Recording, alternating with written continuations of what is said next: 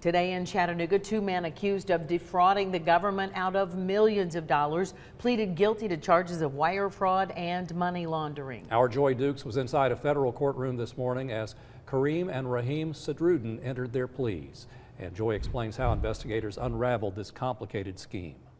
Well, David, entering a guilty plea means they forfeited their right to a jury trial and willingly admitted to carrying out a conspiracy that has cost FEMA, TVA, and the state of Tennessee an estimated $10 million in collective losses.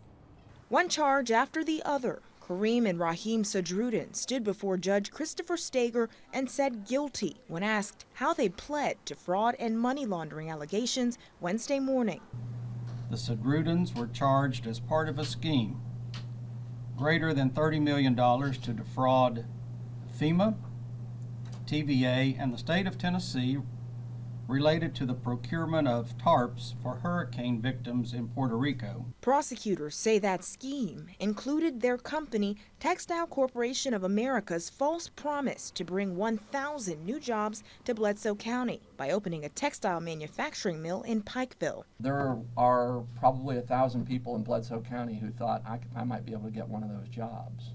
I might be able to buy the bike that my kid's been wanting for, Christmas this year. Officials say around the same time, their other company, Master Group USA, was contracted by FEMA to produce more than 400,000 tarps for disaster relief efforts in Puerto Rico in 2017. But instead, they provided cheaper quality tarps from Taiwan that violated federal disaster relief regulations. The greed and callousness of those who perpetrated this scheme have prevented them from receiving the assistance they needed and prolong their struggle to return to some normality.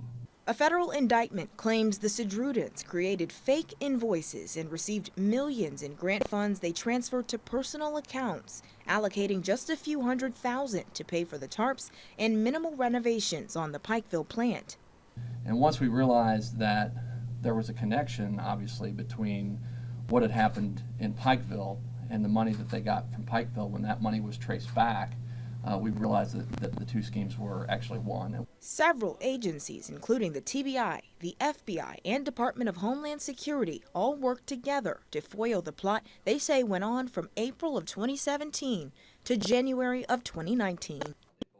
Now, the Sadruddins were not taken into custody and allowed to go home today after trial, but with conditions. Judge Stager ruled that they did not pose any risk to the public or a flight risk. Their sentencing will be March 27th. Live in the studio, Joy Dukes with Channel 3 Eyewitness News.